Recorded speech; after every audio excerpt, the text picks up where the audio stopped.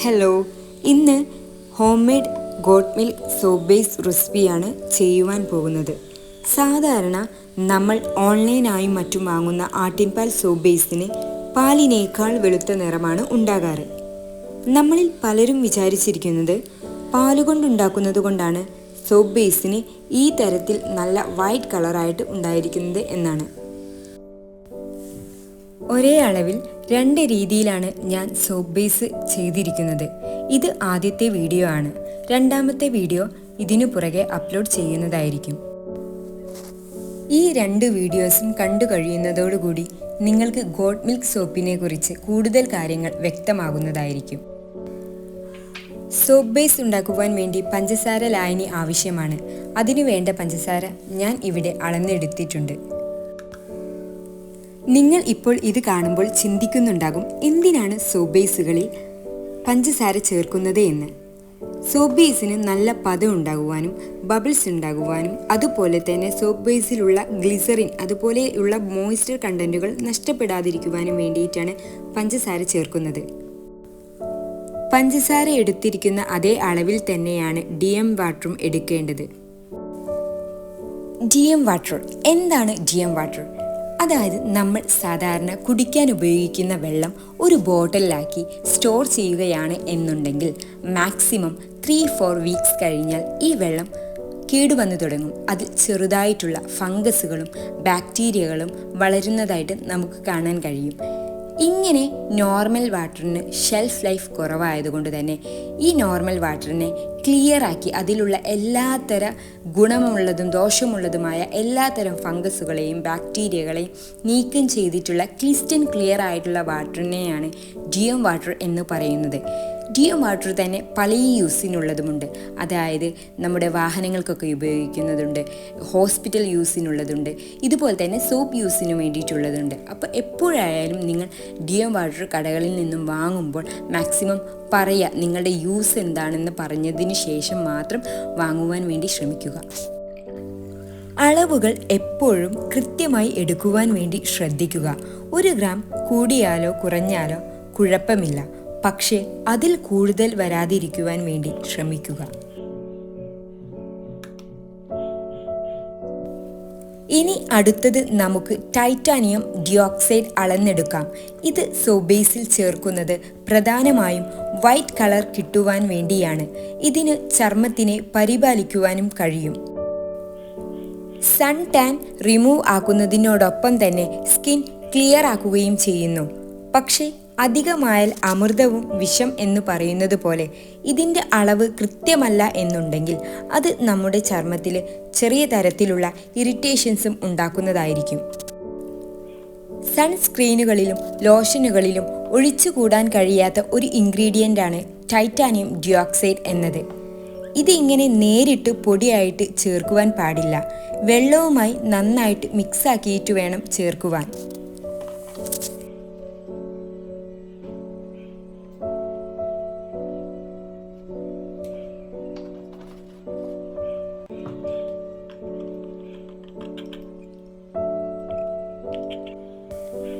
ഇനി മറ്റു ഇൻഗ്രീഡിയൻസ് അളന്നെടുക്കുവാൻ വേണ്ടി ഒരു വലിയ പാത്രം എടുക്കാം.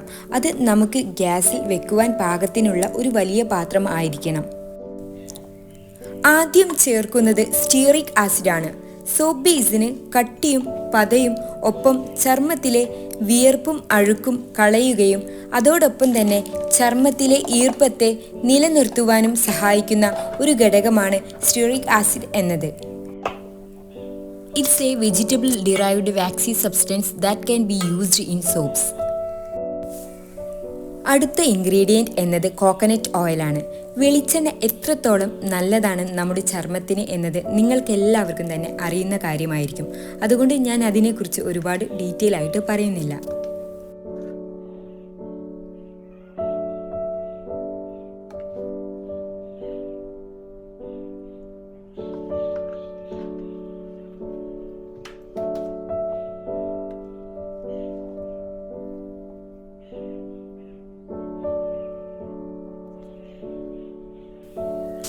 അടുത്തതായി കാസ്റ്റർ ഓയിലാണ് എടുത്തിരിക്കുന്നത്.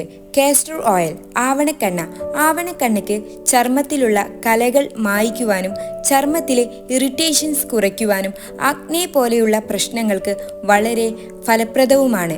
ഇത് നമ്മുടെ സ്കിന്നിനും ഹെയറിനും ഒരുപോലെ ഉപയോഗിക്കാവുന്ന ഒരു മരുന്നാണ്, അല്ലെങ്കിൽ ഒരു ഓയിലാണ്.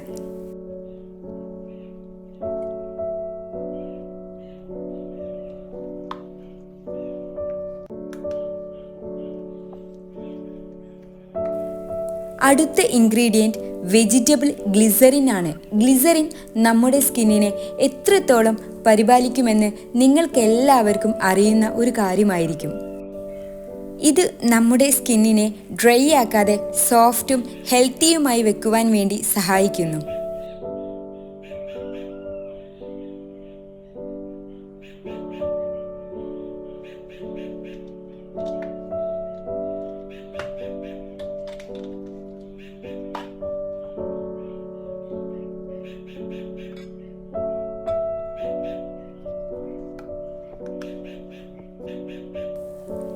അടുത്ത ഇൻഗ്രീഡിയൻ്റ് ആണ് PG, പ്രോപ്ലൈൻ ഗ്ലിക്കോൾ.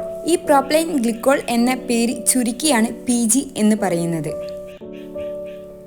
നമ്മുടെ സ്കിന്നിനെ മോയ്സ്ചർ ചെയ്യുകയും അതിനോടൊപ്പം തന്നെ ചർമ്മത്തിലെ ചുളിവുകൾ കുറയ്ക്കുകയും ചർമ്മത്തെ ഹൈഡ്രേറ്റ് ചെയ്തു വെക്കലുമാണ് ഇതിൻ്റെ ജോലി. Lotions, shampoos, conditioners, shaving creams, facial cleansers ഇവയിലെല്ലാം PG യൂസ് ചെയ്യുന്നു.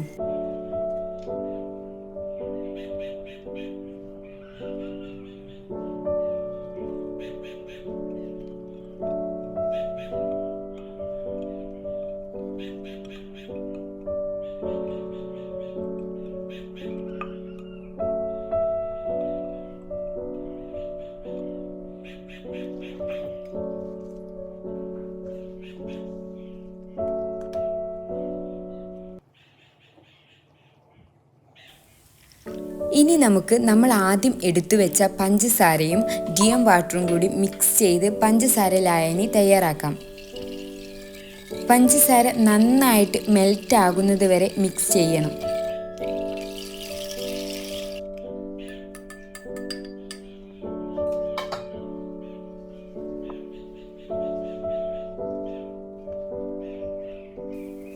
ഇനി നമുക്ക് സോപ്പ് ഉണ്ടാക്കുവാൻ വേണ്ട ഏറ്റവും പ്രധാനപ്പെട്ട ഇൻഗ്രീഡിയൻറ്റ് അളന്നെടുക്കാം.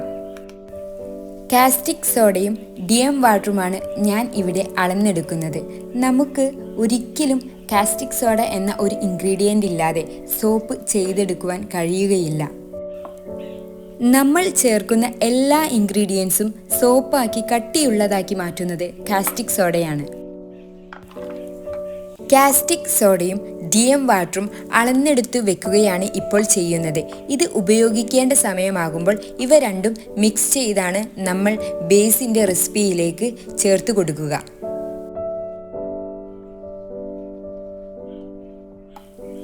ഫ്രഷ് ഗോട്ട് മിൽക്ക് നമുക്ക് ബേസുകളിൽ ചേർക്കുവാൻ പാടില്ല. പകരം ഇതുപോലെ ഗോട്ട് മിൽക്ക് പൗഡർ DM വാട്ടറുമായി മിക്സ് ചെയ്ത് പാലിൻ്റെ രൂപത്തിലാക്കിയിട്ടാണ് ഇതിലേക്ക് ചേർക്കേണ്ടത്.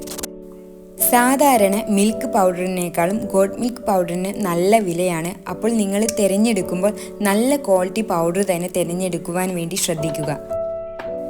ഒട്ടും തന്നെ കട്ട പിടിക്കാതെ വെള്ളവുമായി നന്നായിട്ട് മിക്സാക്കിയാൽ ഗോട്ട് മിൽക്ക് ഇവിടെ റെഡിയാണ്.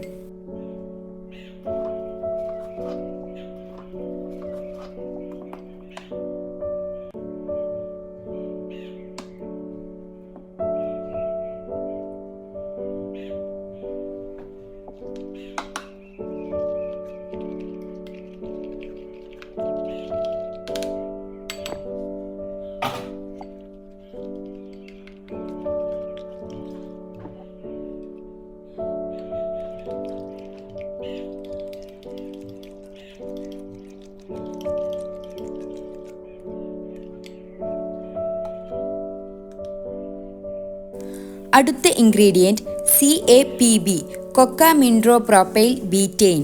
ഇത് ഒരു ഫോമിംഗ് ഏജൻ്റ് ആണ്. ഇത് കോക്കനട്ട് ഓയിൽ നിന്നും ഉരുത്തിരിഞ്ഞു വന്ന ഒരു ഘടകമാണ്. പതയും കട്ടിയും ഇത് നൽകുന്നു. ഇതും ഒരുവിധ എല്ലാത്തര കോസ്മെറ്റിക് പ്രൊഡക്റ്റുകളിലും ഉപയോഗിക്കുന്ന ഒന്നാണ്. അടുത്ത ഇൻഗ്രീഡിയൻ്റ് ആണ് TEA, ട്രിയത്തനോലമൈൻ.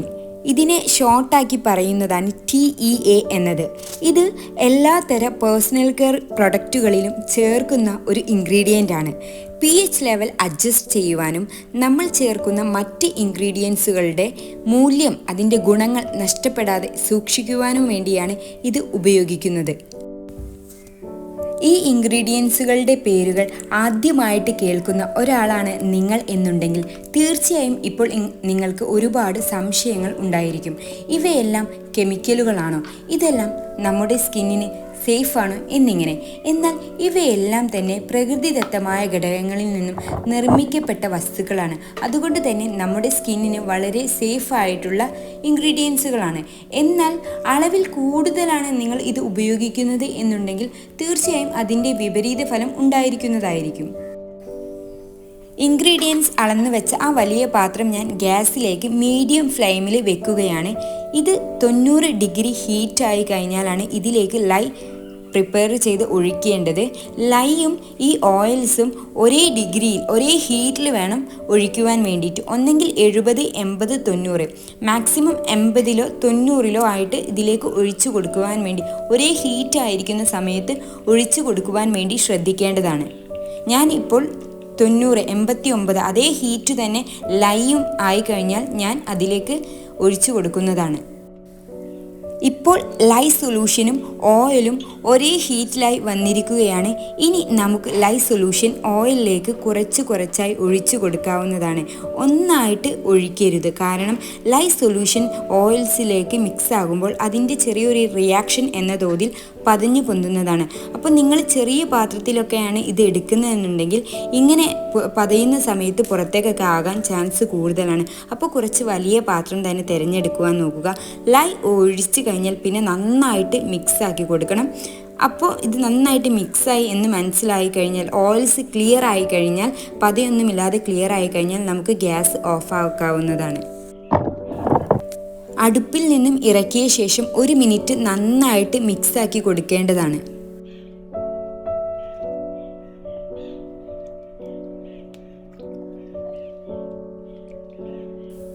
ഇനി നമുക്ക് ആദ്യം തയ്യാറാക്കി വെച്ച ഷുഗർ സൊല്യൂഷനിലേക്ക് CABP ആഡ് ചെയ്ത് നന്നായിട്ട് മിക്സ് ആക്കിയതിന് ശേഷം ഈ ഓയിലിലേക്ക് ഒഴിച്ചു കൊടുക്കാവുന്നതാണ്.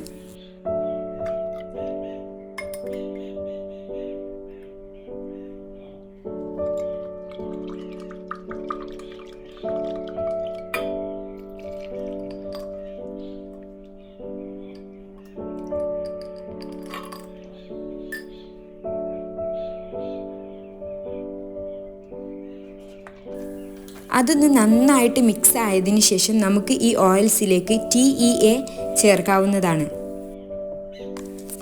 ബേസ് ഉണ്ടാക്കുന്ന അവസാന ഘട്ടത്തിലാണ് ഗോട്ട് മിൽക്ക് ചേർക്കേണ്ടത്.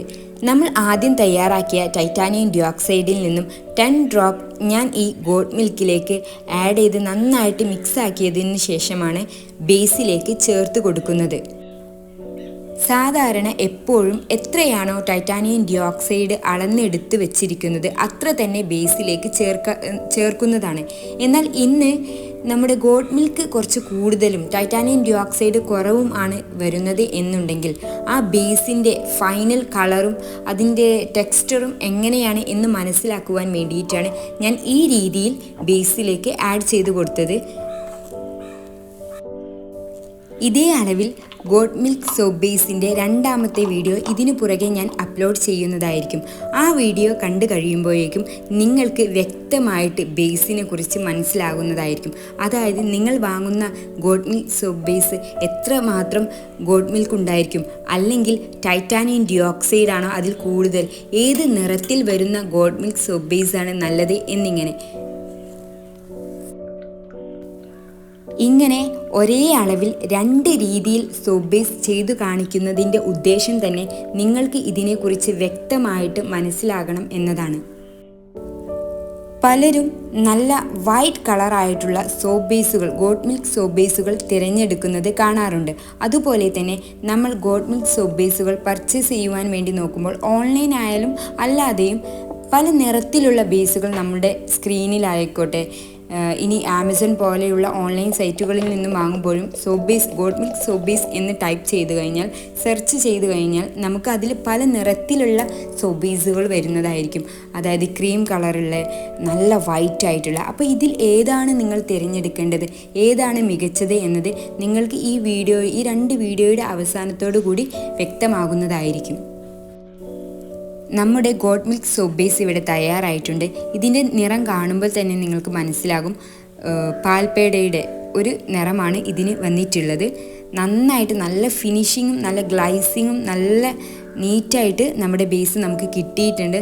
നല്ല ഹാർഡാണ്, അതുപോലെ തന്നെ നല്ല പതയും എല്ലാം നല്ല ക്വാളിറ്റിയുള്ള സോപ്പ് ബേസ് ആയിട്ട് തന്നെ നമുക്ക് ഇത് കിട്ടിയിട്ടുണ്ട്. കുറച്ച് മണിക്കൂറുകൾ കൊണ്ട് തന്നെ നമ്മുടെ സോപ്പ് ബേസ് ഇവിടെ നന്നായിട്ട് ഹാർഡായിട്ട് വന്നിട്ടുണ്ട്.